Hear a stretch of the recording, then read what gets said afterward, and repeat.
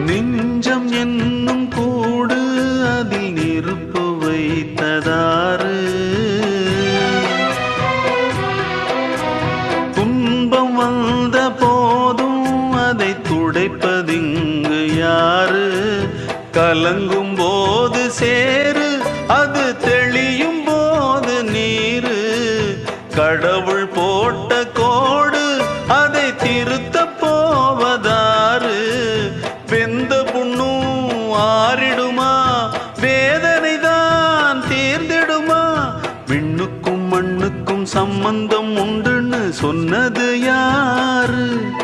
அது மன்னவன் பேரு அந்த வானத்தை போல மனம் படைச்ச மன்னவனே பனி துளிய போல குணம் படைச்ச தென்னவனே